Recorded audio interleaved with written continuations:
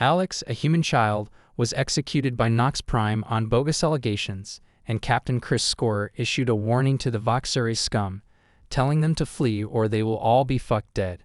Alex could be seen crying in a dimly lit Vauxhall jail cell, as captured on a garbled camera stream. "Chris, if you please, there was nothing that I did. You have to aid me in this."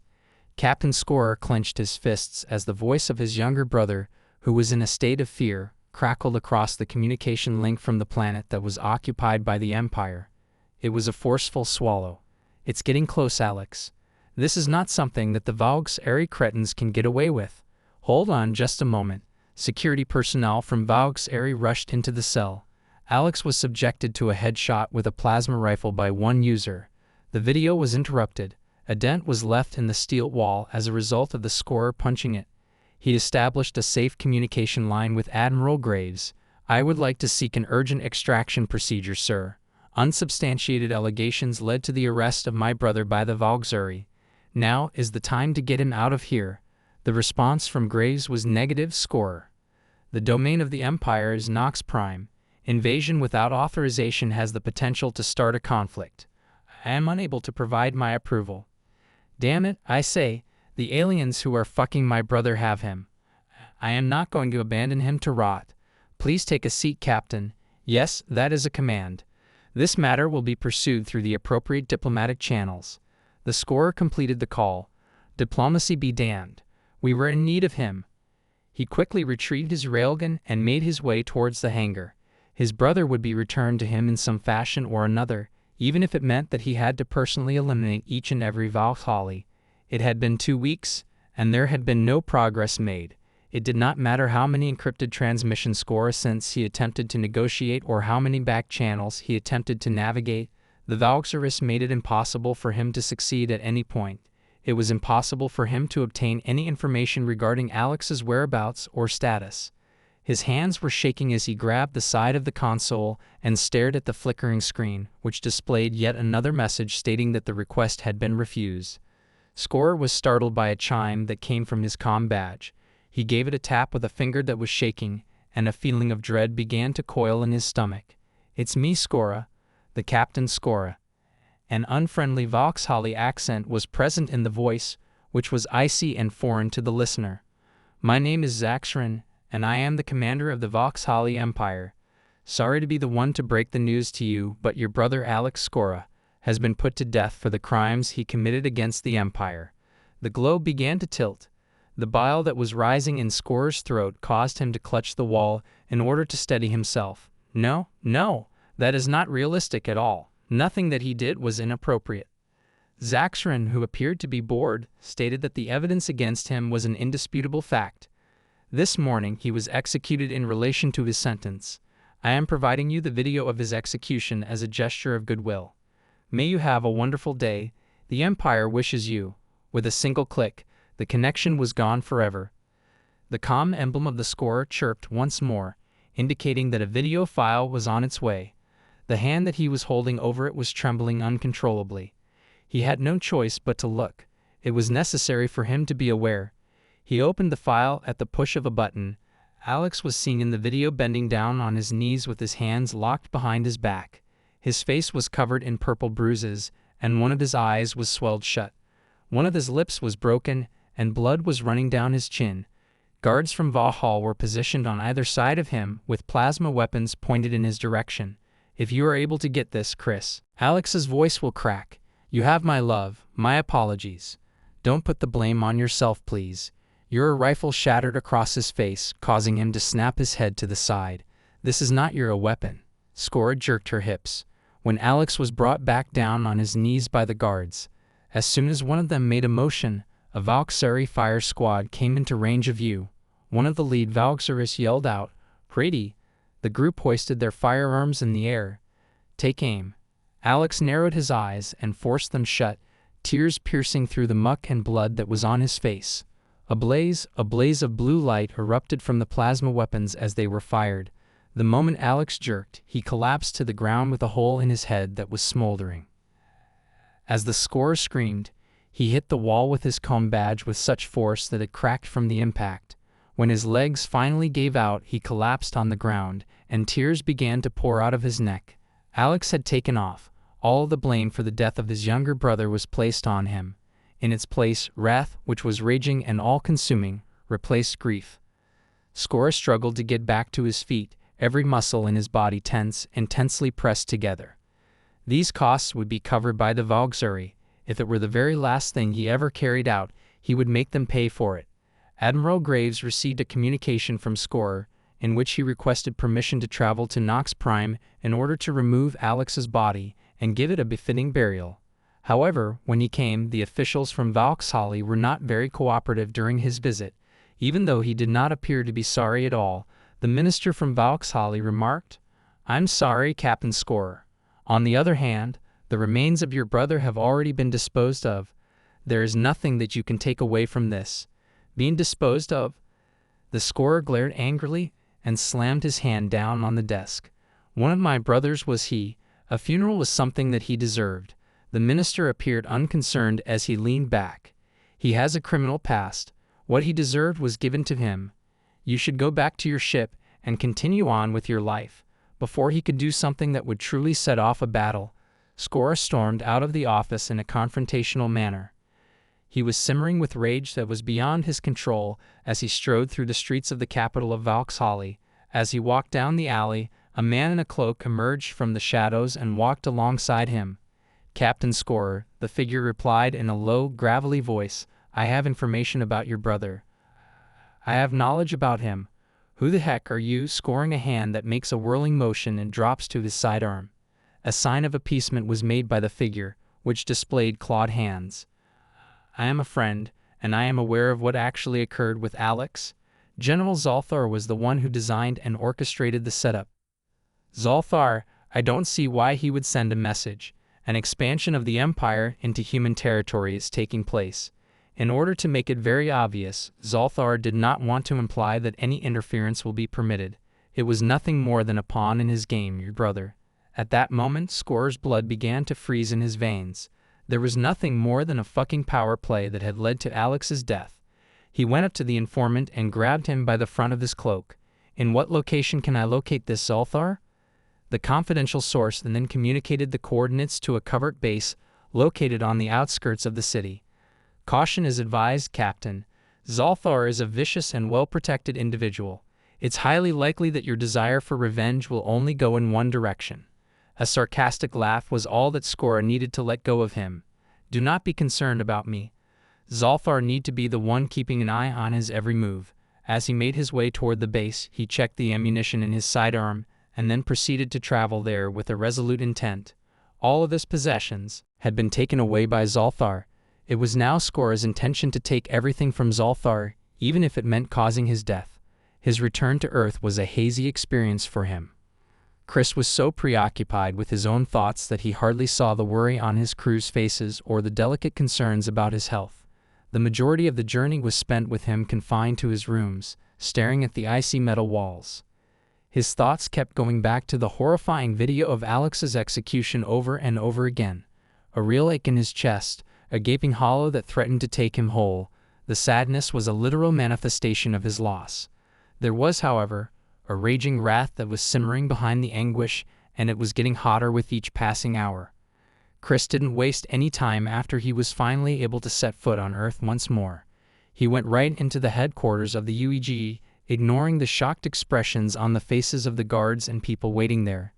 The meeting that was taking place between the high-ranking officials was disrupted when he forcibly entered the council chamber. "Could you perhaps explain the significance of this intrusion, Captain Skora?" Admiral Graves asserted his demand as he stood up from his seat. Chris threw his hand down on the table, which caused the holographic projections to flicker. "The meaning, Admiral, is that the Valkyrie committed a cold-blooded murder of my brother, and I have evidence to support this claim." An information chip was thrown onto the table by him. The Admiral was directly in front of it as it came to a stop after skidding across the surface. It was taken up by Graves, who had a frown on his face. "Is this something?" A video of Alex's execution, along with evidence that it was carried out by a general named Zolthar who served in the Valkyrie army. It was his intention to send a message to humanity to terrify us into staying out of their way as they expanded into our land, and he had my brother framed and executed in order to accomplish this. The council chamber was thrown into complete disarray. The officials watched the horrible footage, and the air was filled with screams of outrage and dismay from inside the room. As Admiral Graves grasped the edge of the table, his hands began to shake and his face, which had gone pale, became pale. When one of the counselors slammed his fist on the table, he shouted that this must be considered an act of war. We are obligated to react with force, and further person retorted, and risk the full might of the Vauxhall Empire coming down on our heads. We are not prepared to engage in a conflict of that nature. Chris hardly heard the debate that was going on back and forth between the two sides. The Admiral Graves was the focus of his attention as he waited for a response from him. The Admiral finally raised his hand, which caused the room to become silent. The tone of his voice was heavy with resignation when he stated that Captain Skora was correct. Despite the fact that Counselor Gian is also right, we cannot allow this to continue. Our resources are not sufficient to wage a full-scale war against the Vauxhall. Not at this time. His eyes were stern as he turned to face Chris. I have a secret mission for you, Captain.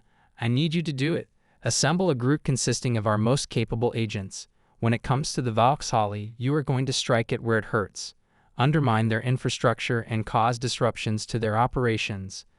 Demonstrate to them that humanity will not be intimidated by the savagery they exhibit. With a gloomy smile tugging at his lips, Chris gave a slight nod. To your satisfaction, sir. A newly discovered sense of purpose accompanied him as he exited the council chamber.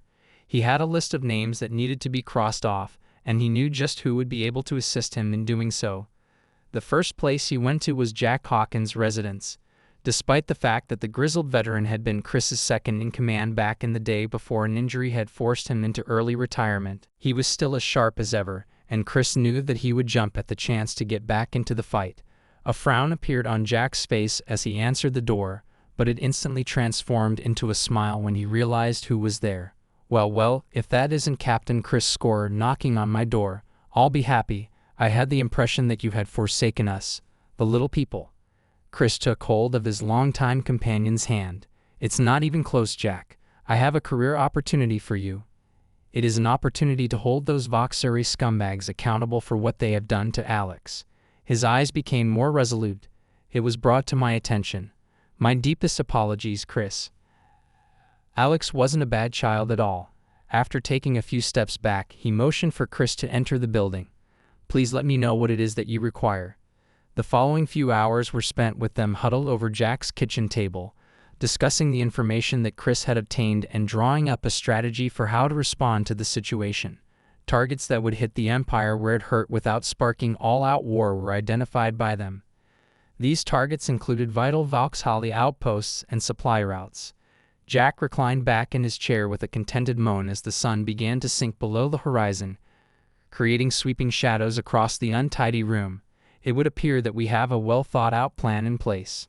Only now do we need a group of people to carry it out. A strong glow could be seen in Chris's eyes as he nodded. A few names have already come to me. They are the very best of the very best, and they are the people I trust with my life. With a grin on his face, Jack cracked his knuckles. Then, what exactly are we holding out for? Let's go round up this group of misfits and teach those Vauxhall vermin what happens when you interfere with humanity. Let's go. When the stolen Vauxhall shuttle landed on Zector, the cloaking technology on the shuttle rendered it invisible to the Imperial sensors. As Chris and his squad crept stealthily through the night, the glimmer of starlight that illuminated their matte black armor was a faint but noticeable sight. They moved stealthily in the direction of the rising Vauxhall manufacturing complex, which was a complicated labyrinth of steel and shadows. After Jack had successfully hacked the security door, they were able to get inside and then spread out across the maze-like passageways. They'd put 12 charges at strategic spots in the structure, working with the efficiency that they had honed over time. Chris armed the last detonator and gave a nod to his squad before proceeding. The charge has been established. Now it is the time to get out of this place. Just as they were about to leave, Chris was struck by a plasma bolt that sped by his head. The darkness was broken by the appearance of a group of Vauxhall troops, their guns blazing. In the direction of their head, General Zolthar walked, his eyes gleaming with a malicious intent. Did you seriously believe that you would be able to enter my institution without being discovered, human?" Chris and his squad retaliated by diving for cover and firing back. There was a devastating light show that took place in the passageway, which consisted of plasma bolts and tracer shots. Despite the fact that 2 of Chris's men were killed, they managed to escape with a dozen Voxuri. The attention of Zolthar was focused on Chris. "It is likely that you are the brother of the pitiful whelp that we put to death. Your death is going to be a pleasure for me." When Chris saw Zolthar, he growled and lunged at him, bringing him to the ground behind him. As they grappled over the blood-stained floor, they exchanged vicious punches with one another. Chris was driven by fury and unbridled despair, whereas Zolthar possessed a strong character. Zolthar was pinned down, and he curled his hands around the general's throat he was holding. Zolthar struggled and clawed at Chris, but Chris managed to hold on to him and squeeze with all of his effort until he detected a snapping sound coming from the Valkyrie's neck. To the sound of a thump, he allowed the body to tumble to the ground. As Chris struggled to get to his feet, alarms sounded, and they spread throughout the complex. "Folks, it is time to leave. Make a move?" Despite the fact that plasma bolts were biting at their heels, they ran for the exit. Although reinforcements from Vauxhall streamed into the plant, Chris and the members of his squad who were still alive were able to fight their way out of the building. After swarming into the shuttle that was waiting for them, they took off into the sky. Chris struck the detonator with his fist and slammed it. The factory erupted behind them, and a tremendous fireball lit up the night like a second sun and illuminated the darkness. In the midst of secondary explosions that swept through the complex and completely destroyed it, debris began to shower down outside. When they burst out of orbit, Chris allowed himself to smile in a gloomy way. Although the Valkyrie had been the first to draw blood, humanity was more than prepared to respond in like on their own. This was just the beginning of things. As the news of the assault on Zektar traveled throughout the Empire at the speed of light, the Valkyrie High Council met in a frenzy of snarls and gnashing of teeth. The blazing ruins that had once been a proud bulwark of Valkyrie military strength were exhibited on every view screen, from the core worlds to the periphery. Images of the ruins were displayed on every view screen. "Exactly, this is a scandal." On the table made of obsidian, one of the counselors slammed his clawed hand, producing a spiderweb of fissures in the surface. "It is the humans who are responsible for this insolence." One more muttered in agreement, her eyes narrowing to the point of slits. "It would be prudent for us to immediately launch a counterattack and reduce their settlements to ashes." There was a raging debate, with voices rising in a cacophony of indignation and pride that had been hurt. But in the end, they were compelled to admit that they did not possess any evidence to support their claim that the UEG was involved. The perpetrators of the attack had not left any traces behind, and their identities had been masked using cutting-edge stealth technology and an impressive level of expertise. As the Emperor eventually made his announcement, his voice was a deep, furious rumble. He stated that we will find those responsible. In addition, they will discover the ultimate consequences of disobeying the Valkyrie Empire. Chris Skora, who was located light years distant, permitted himself to smile tightly as he conducted the evaluation of the intelligence reports. In accordance with his plan, the Valkyrie were putting themselves on the defensive, making every effort to strengthen their weaknesses and launching attacks on shadows. However, there was no time for them to rest on their achievements. The subsequent stage of the plan had already begun to be implemented. While sitting in the pilot's seat of their disguised ship, Jack reported that they were getting closer and closer to the target. "At this point, it appears that the access codes that we released are still valid." In spite of the fact that the codes had been stolen from a high-ranking Voxuri science officer during an operation that had been more of a nuisance than an act of espionage, Chris would not weep any tears for the Voxuri who had been killed, especially after what they had done to Alex. A massive complex of domes and spires protruding from the stony surface of the asteroid base became more visible on the view screen as they got closer to the asteroid. The ship's cloak was able to withstand the cutting-edge sensor arrays that were sweeping the emptiness. They were able to glide in without interruption since the hangar doors opened at their command, which they had stolen. The scattered patrols were neutralized with brutal efficiency as Chris and his squad walked swiftly along the corridors that were hauntingly sterile. Under the cover of muffled bursts of suppressed gunfire, both scientists and guards were killed in a swift and silent manner. Their murders were as sudden as they were silent. In a safe laboratory located deep within the core of the asteroid, they discovered their intended target. A murky amber fluid was contained within each of the rows of cylinders that lined the walls of the room. Floating inside of them were bizarre creatures that were only partially formed, with their looks being a twisted imitation of human anatomy. As one of the agents exhaled, her face turned pale. She exclaimed, "My God, could that be what I believe it to be?" As Chris scanned the Voxuri text displayed on the displays, he grudgingly nodded his head. A bioweapon that has been designed to target the physiology of humans. His jaw became more tense. "It is time for us to put an end to this." Once they had retrieved as much information as they could, they proceeded to plant demolition charges all throughout the laboratory. In order to secure a sample vial of the amber fluid inside of a strengthening casing, Chris took a momentary halt. Regardless of how terrible the weapon was, it had the potential to offer the UEG scientists with crucial intelligence. At the same moment as they were racing back to the hangar, alarms were shrieking, and the timers for the charge were counting down with a ruthless accuracy. Just before the explosions began, they piled into the ship and sealed the hatch. The explosions were a rippling series of detonations that tore through the interior of the asteroid. However, as they increased their speed in order to escape the flaming destruction of the base, a squadron of Valkyrie fighters appeared in the distance, their cloaks disengaging as they began firing their weapons. The onslaught caused the ship to become trembling, and the shield began to strain. Amidst the din of wailing alarms, Jack and Chris yelled out in front of everyone, "Do you remember being able to pull off the act at Arcturus?" The experienced pilot wore a ferocious grin on his face. "I was under the impression that you would never inquire." Jack sent the ship crashing into the densest portion of the asteroid field, swirling and juking with supernatural ability. Chris white-knuckled his restraints as he watched Jack do this. With a dogged determination, the Valkyrie fighters chased their opponents while pounding their shields with lances of incandescent plasma.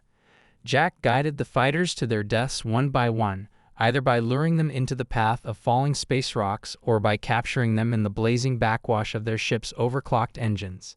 However, even as the final pursuer departed in a cloud of shattered stone and melted metal, a final plasma bolt crashed home, breaking through their shields and causing a hot gash to be scorched along the ship's flank. As Chris struggled to get himself to the cockpit, the acrid odor of burning electronics pricked his nostrils. Damage alarms began to sound. As Jack struggled to get the sluggish vessel out of the asteroid field, his forehead was covered with beads of sweat. He was trying to cajole the vessel out of the area. "How awful is it?" While Chris was looking at the flickering readouts, he questioned. Jack grumbled, "It's almost too bad." With that final blow, our cloak and the shot from the FTL driver were both destroyed. It will be a struggle to make it home on backup power. This was something that Chris took in with a quiet nod, his eyes remaining set on the seemingly endless expanse of stars that stretched beyond the view screen. Despite the fact that they had dealt another blow to the Valkyrie, the route that lay ahead of them was still lengthy and perilous.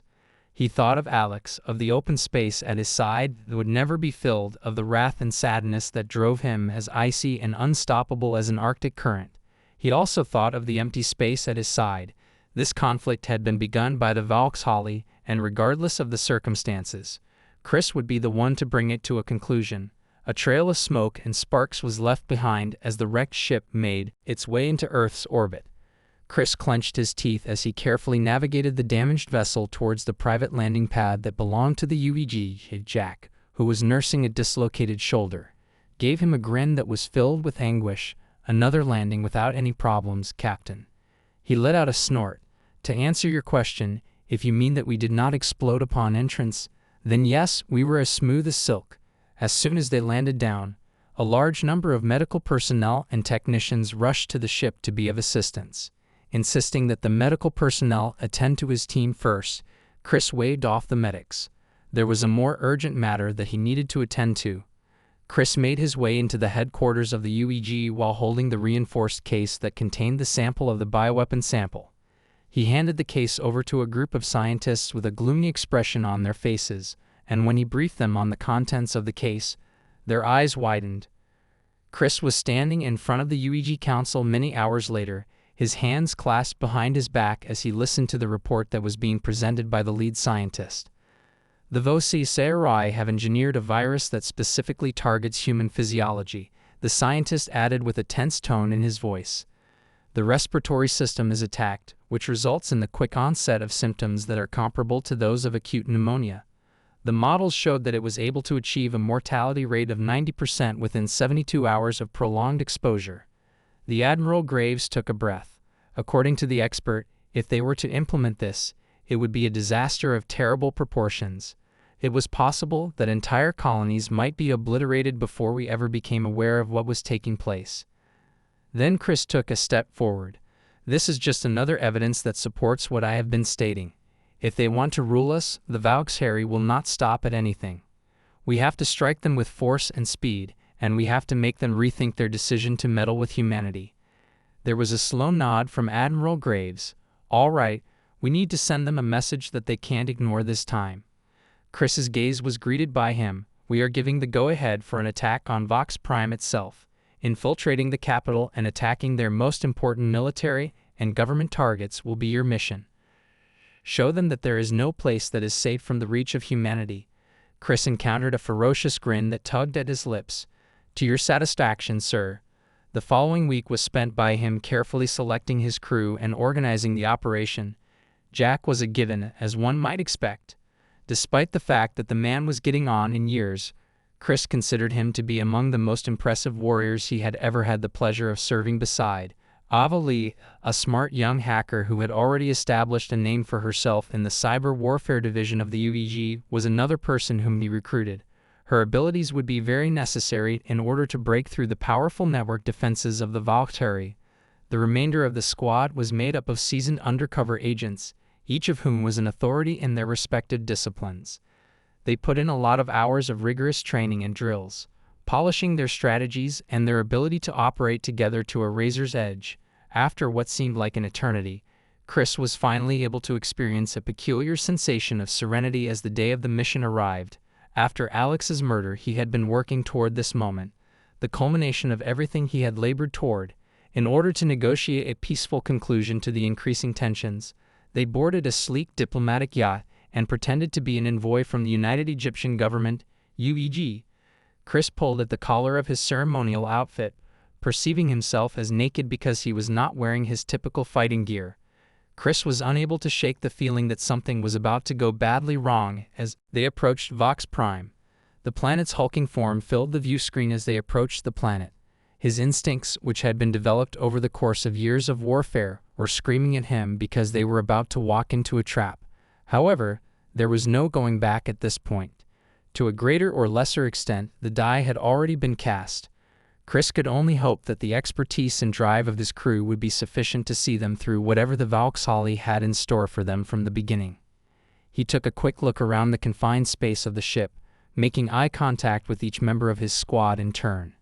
They responded with a nod, their faces displaying a gloomy but determined attitude. "Okay, let's go," Chris said. "Listen up," saying it in a tone that was low and intense. "We are all aware of the stakes involved in this situation. Time and again, the Valkyrie have demonstrated that they will do whatever it takes to eradicate us from existence. This presents us with the opportunity to demonstrate to them that humanity will not give up without a struggle." As he waited for his words to register, he hesitated. "As a result of the fact that you are the very finest, each of you is present here. In this situation, I would not want anybody else to be by my side. Therefore, let us enter the room, carry out the tasks that are necessary, and then leave for the sake of Earth, the UEG, and Alex." As they started their final approach, the ship was filled with a chorus of resolute affirmations that was heard throughout the vessel. Their eyes were drawn to the Valkyrie capital, which stood before them, its gleaming spires and enormous megastructures serving as a monument to the power of the Empire. On the other hand, Chris's discomfort only increased as they got closer. In contrast to what their intelligence had indicated, the orbital defenses appeared to be on high alert and significantly more active. Or was it only his vision, or were those defense platforms turning in order to keep watch of their approach? All of a sudden, alarms began to sound throughout the ship. From the pilot's seat, Jack called out that there was fire coming in. Perform evasive maneuvers. During the time when lances of plasma were flying by, the spacecraft jinked and weaved, and the anti-air batteries of the Valkyrie opened up with a ferocity.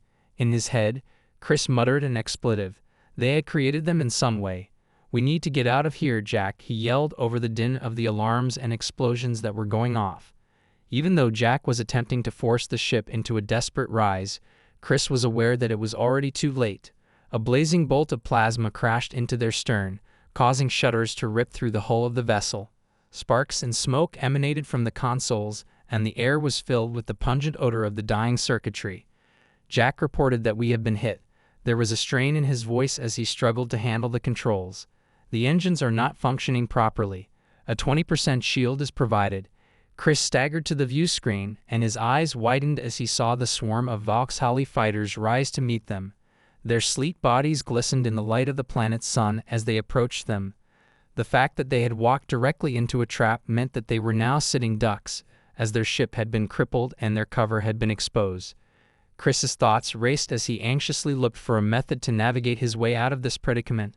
On the other hand, as the Vauxhall ships got closer, their armaments were blazing, and he was unable to shake the sickening sense that this time he might have finally bitten off more than he could chew.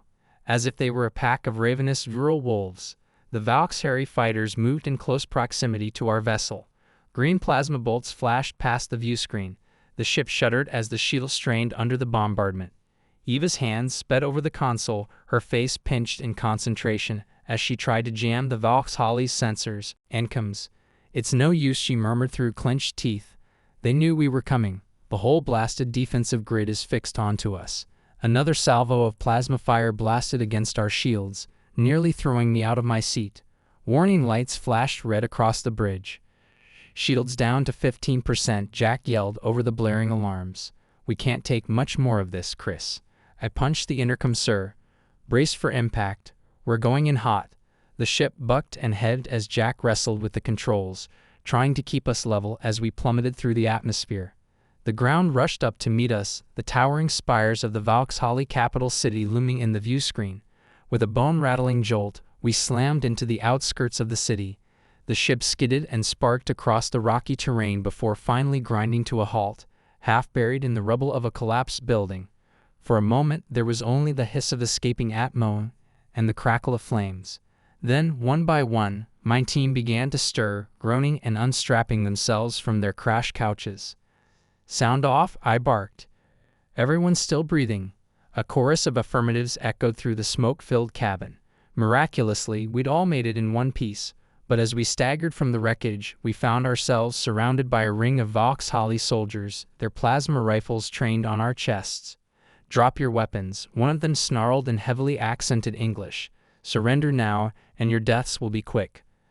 I exchanged a glance with Jack, saw the same grim determination in his eyes. We'd come too far to give up now. "I don't think so," I said coldly, and then all hell broke loose. We dove for cover as the Vauxhall opened fire, plasma bolts sizzling through the air. I popped up from behind a chunk of rubble and drilled 2 of them through the head with my pulse rifle.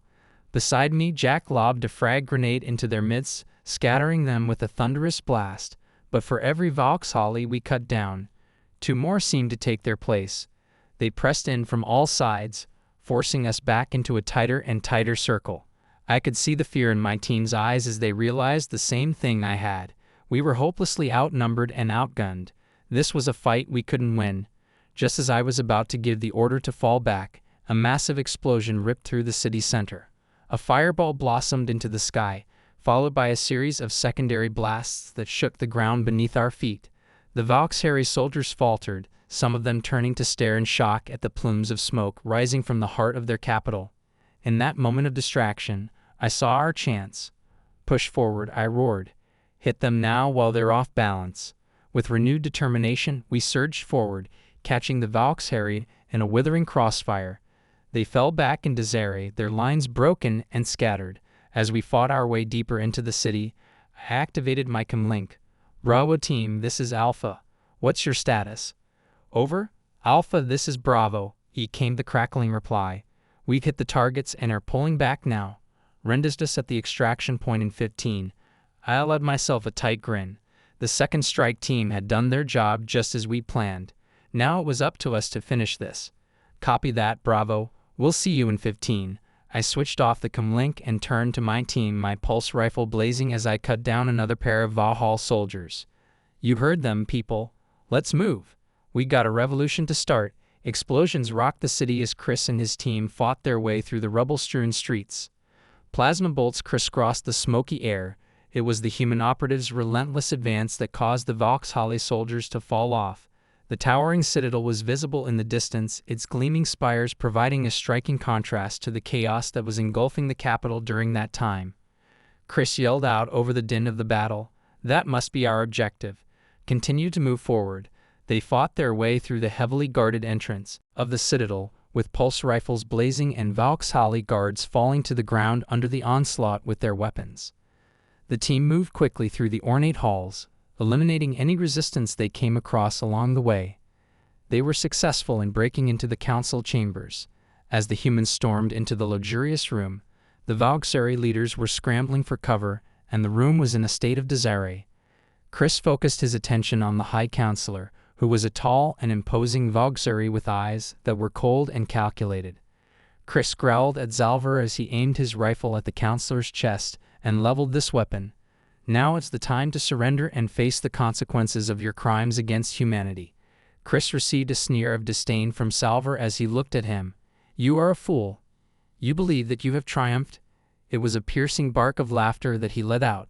"In order to unleash our bioweapon on your pitiful planet, we have already devised a plan and put it into action. Already the virus has made its way to your home world via a sleeper ship that is concealed from your more primitive senses." A shiver ran down Chris's spine as he felt the chill. Is it possible that the attack on Vox Prime was used as a distraction from the beginning, a means of attracting their attention while the actual threat went unnoticed? Zalva smiled as he observed Chris's face as it began to show signs of comprehension. "That is correct, a human is. You are already out of luck. As time goes on, your people will be reduced to the status of a mere footnote in the annals of the Vauxhall Empire's history." All of a sudden, Chris's communication link began to crackle and come to life. "My name is Chris, and I have successfully hacked into the Vauxhall network." Ava's voice was urgent. "However, the sleeper ship is already in close proximity to Earth orbit when I discovered it." Chris clenched his jaw, his mind racing, and said, "If we don't stop it soon, it will be too late." The mission on Vox Prime was extremely important. However, if that bioweapon made it to Earth, he looked around at his team and saw the determination in their eyes. He knew that they would be with him until the very end. There was no other option available to choose from. However, Earth had to come first. In the balance were the lives of billions of people. With a more determined expression, Chris turned his attention back to Zalvar. "Despite his growl, this is not yet over. We are going to put a stop to that ship, and then I will come back to get you." During the time that they were turning and running out of the chamber, they heard Zalvar's mocking laughter echoing in their ears. They needed to return to their own ship as quickly as possible. What was at stake was the very future of humanity itself. While they were racing through the streets that had been torn apart by war, avoiding Vauxhall fire and debris that was falling apart, Chris's mind was racing with desperate plans and potential outcomes. During this time, Ava was providing him with coordinates and planning the quickest route back to Earth. All they needed to do was pray that they wouldn't arrive too late. Chris's jaw was clenched, and his mind was racing as he considered the unmanageable decision that was in front of him. The fate of the planet was in jeopardy, and millions of lives were at stake. Nevertheless, the mission on Vox Prime was also very important. In the event that they did not remove the head from the snake at this moment, the Vauxhall would continue to come. He looked directly into Jack's eyes and saw the same gloomy realization reflected back at him. "Take the team with you, Jack, and make your way back to the ship. It is imperative that you put a stop to that sleeper ship before it arrived at Earth." The turmoil that was raging inside of Chris was belied by the crystal-clear calmness of his voice. Jack's brow went into a frown. "How about you, then? We can't just abandon you in this place." The head of Chris was shaken. "I have no choice but to remain and do this. Offer you the time that you require." On Jack's shoulder, he placed his hand.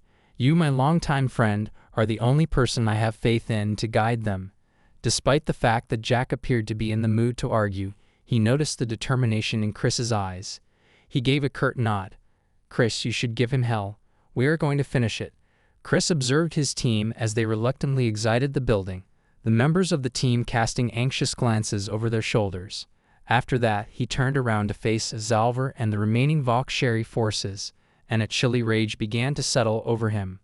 He thought about Alex, and he recalled the heinous manner in which the Valkyrie had killed his brother. His mind wandered to the billions of lives that were in jeopardy, not only on Earth but also in every human colony around the world. "Zalvar, it's just you and me now," Chris growled as he raised his pulse rifle higher in the air. The leader of the Valkyrie scoffed and said, "You are a fool, human. You are already out of luck." As Chris charged forward, he let out a roar of defiance and opened fire, mowing down the Valkyrie soldiers in his path. Even though he was on the receiving end of plasma bolts, he hardly felt them. Reaching Sulliver and putting an end to this situation once and for all was the only thing that mattered. Jack pushed their battered ship to its limits as they raced towards the coordinates that Ava had provided. This was done in the Sol system. They were confronted by the sleeper ship, which appeared as a shadowy figure against the blue marble of Earth. "That is," Ava made a gesture toward the screen, "that will serve as our point of entry." Jack brought them closer together, bringing them in line with the trajectory of the sleeper ship. "People from Rhode Island, get ready, we were going to EVA." After a few moments, they were launching themselves across the void, with magnetic tethers pulling them in the direction of the airlock of the Vauxhall vessel. They were able to break through the outer door and climb inside while keeping their weapons ready. A maze of narrow corridors made up the interior of the ship, which was dimly lit and claustrophobic.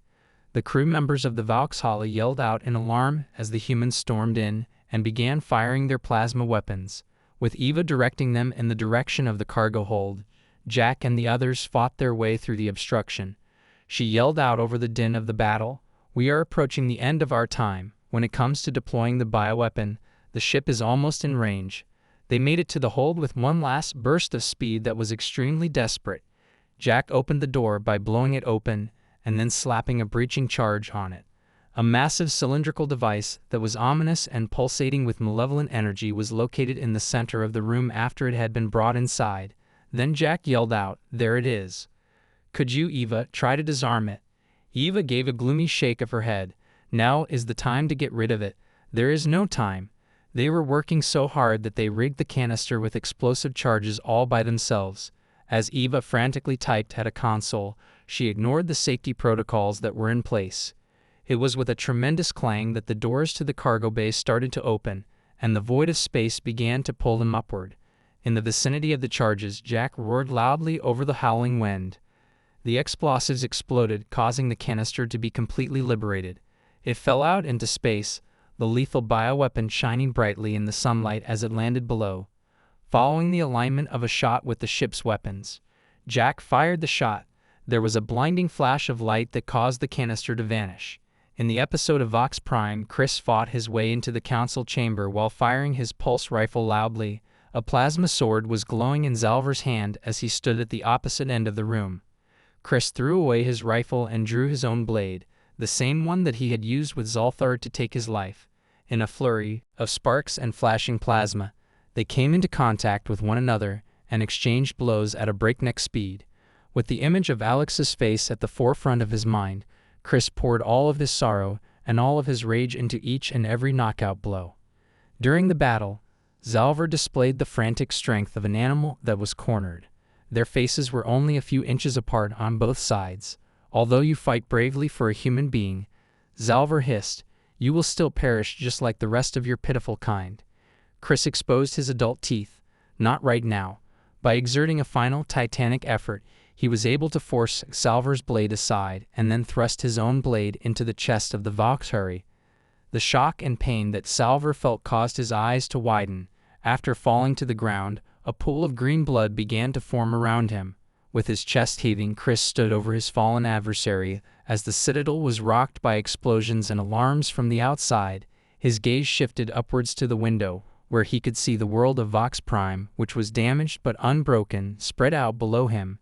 He was aware that they had dealt a blow today, one that the Valkyrie would most likely not forget in the near future. In spite of this, the war was not yet over. His radio made a crackling sound. "Hello, my name is Jack. The package has been rendered invalid. Reiterate, it is safe on Earth. You will be retrieved by us soon." A smirk appeared on Chris's face, but it was only slight. They had successfully completed the task. By doing so, They had purchased an additional day for Alex and for all of humanity on Earth. On the other hand, he was aware that this was just the beginning. The Vauxhall would be returning, and this time in larger quantities. In the upcoming conflicts, humanity would require every ounce of its strength and courage, and he would be there to lead the charge in order to ensure that it was successful. As Chris made his way back to the extraction point, the smoke continued to hang heavy over the ruins of the capital city of Vox Prime. Both his face and his armor were covered in soot and blood, and his armor was dented and scorched. It appeared as though the remaining members of the team were experiencing a mixture of relief and exhaustion as they waited by the shuttle. As Jack approached, he reached out and clutched Chris's shoulder. "When you were there, boss, you made us anxious for a moment. I was afraid that we might have to go back and drag your sorry ass out of there." Chris mustered up a smile despite his exhaustion. "Jack is familiar with me, unwilling to give up and die." But even as they lifted off, leaving the smoldering wreckage of the Vauxhall stronghold behind, Chris couldn't shake the weight that had settled in his chest.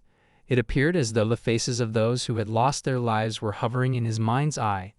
These were the courageous men and women who had sacrificed their lives in order to deal this blow to the Vauxhall, and Alex, the wound that had been caused by the death of his brother, was still fresh and bleeding. They were able to spread the news of their victory like wildfire. It appeared as though the entire planet was celebrating by the time they touched down on the surface of the planet. The air was alive with a sense of hope and defiance, and the streets were filled with crowds of people going crazy with excitement. On the other hand, the atmosphere in the halls of power was more solemn. Chris stood before the UE Council with a rigid posture and a face that was a mask of impassiveness before him. In spite of the fact that the Vauxhall Empire has been dealt a significant blow, the Prime Minister was stating that we cannot afford to underestimate themselves. This is just the beginning of things. Using a penetrating gaze, she fixed Chris on one side. "In recognition of the extraordinary service you have provided, Commander Hawkins, we have a new assignment for you to complete.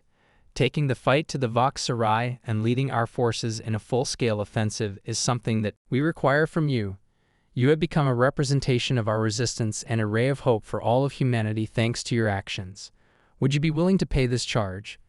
Chris experienced a sensation similar to that of a physical burden as the weight of responsibilities settled on his shoulders. He thought about Alex, about the price that had already been paid, but he also thought about the billions of lives that were still hanging in the balance, as well as the fate of humanity itself. He rounded his shoulders and looked directly into the eyes of the Prime Minister. "I agree to accept." The war continued, and it was barbaric and unrelenting. With a kind of reckless abandon, Chris dove headfirst into the conflict, leading charges and missions that others referred to as suicidal. It was whispered by some that he had a desire to die, and that the death of his brother had caused something to break inside of him. But Chris had a better understanding. It was now a higher purpose that was driving him, and he felt an intense desire to see this through to the very end. During a particularly bloody battle, when Chris was tallying the number of dead and wounded, Ava took him aside and pulled him away from the crowd. Her eyes were haunted, and her whole face was pale. "It is important that you are aware of something, Chris, and it is something that I discovered in the Voxari databases that we have captured." She approached him with trembling fingers and handed him a datapad. "This pertains to Alex." Chris appeared to be unable to take a breath as he stared at the screen. There, in stark black and white, was a report that detailed a Vauxhall facility that was hidden deep behind enemy lines. This facility was a place where human prisoners were being held and subjected to horrifying experiments. And among the subjects that were listed, there was one name that stood out like a brilliant light: Alex Hawkins. Chris experienced an outpouring of feelings, including shock, disbelief, and a wild and desperate hope. In the event that there was even a remote possibility that Alex was still alive, he was well aware that it was an extremely remote possibility. He was also aware that the chances of infiltrating a Vauxhall installation that was heavily guarded and rescuing a prisoner were extremely remote. However, at that precise instant, none of that was relevant. Jack, Ava, and a few other individuals who had been with Chris from the very beginning formed a small team that Chris assembled. These individuals were his most trusted operatives. Through the darkness of the night, they escaped without being given any orders or authorization. The journey to the correctional facility was a terrifying experience, as it was fraught with peril at every junction. In order to avoid being detected by Valhalla patrols and sensor nets, they were required to navigate through hostile territory. Nevertheless, Chris's resolve was unwavering, and his concentration was unwavering. They were surprised to discover that the installation was even more heavily fortified than they had projected it to be when they finally arrived at it. Throughout the perimeter, Valhalla guards were on patrol. As they moved, automated defense turrets followed their every move and swiveled around. However, Chris had not traveled this far to be discouraged at this point. He fought his way inside, carving a path of destruction through the Valhalla defenders, with Jack and the others providing cover fire. He was successful in his mission. As he made his way through the maze-like corridors, he followed the schematics that Eva had been able to extract from the databases. His adrenaline was rushing through his veins, and his heart was pounding within his chest. After what seemed like an eternity, he was finally standing outside the cell that had been designated for Alex. While he was working on the lock, his hands began to shake, and his breath came out in ragged gasps. Chris entered the room after the door suddenly opened for him, and there, huddled in the center of the room, was a figure that he was almost unable to identify. Alex's body was covered in scars and bruises, and he was weak and malnourished. His eyes, which had been so vivid and full of life in the past, had become dull and haunted. As Chris lowered himself to his knees next to his brother Alex, he took a deep breath. "This is me." "Oh, it's Chris." A pause occurred during which there was no response. Next, Alex slowly and painfully raised his head to his chest. Chris was the focus of his attention, and a momentary flash of recognition appeared in the depths of their eyes. His voice was a raspy whisper, raw and broken. "Chris, is it really you? Is it his voice that is broken?" With tears streaming down his face, Chris gathered his brother into his arms and hugged him snugly. "Hi, my name is Alex. I am present. My intention is to get you out of this place." In spite of this, he was able to sense the unnatural heat emanating from Alex's skin even as he was speaking the words. He could sense the wrongness in Alex's body. While he was being held, Alex trembled, and his breathing became labored and irregular. "Please pay attention, Chris."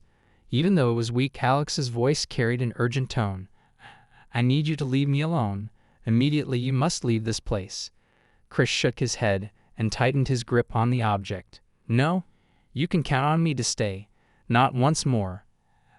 Alex's eyes met his, and Chris saw a pain that was beyond his ability to comprehend in the depths of his eyes. "Chris, I beg you, you are not comprehending this. The things that they have done to me, the things that they have resulted in me becoming. I am no longer a natural being. I am a true monster." Despite the fact that Chris's heart was tightening, he managed to keep his brother's gaze from falling. "I don't think you're a monster, Alex. I am going to come to your rescue because you are my brother." Alex trembled once more, his entire body churning in excruciating pain. "Not at all, Chris. You are unable to save me. You are the only one who can put an end to it, but no one else can. I am pleading with you." And at that very instant, Chris understood the extent of his brother's suffering, understood the unimaginable torment that his brother had endured, and he knew with a certainty that broke his heart what he needed to do. All of this occurred simultaneously. Chris, with tears streaming down his face, cradled Alex in his arms intimately.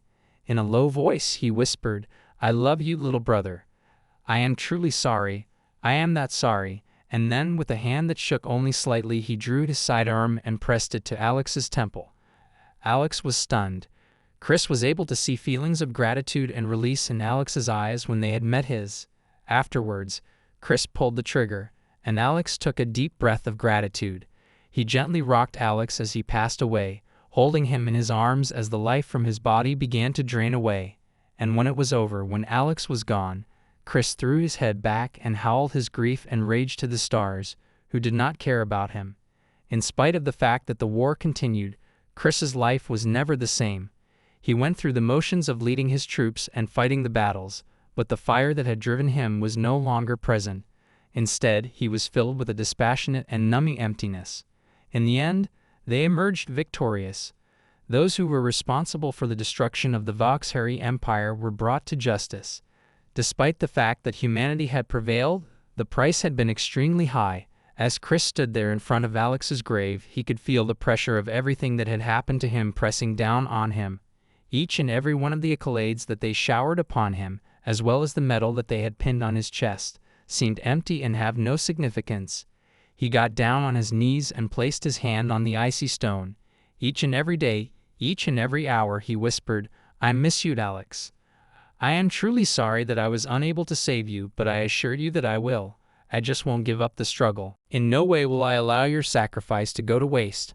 I will continue to speak up for you and for all of us."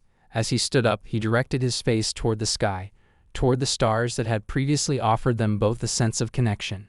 As he did so, he had a glimmer of something that was buried deep within him. Purpose, not peace, is what we need right now.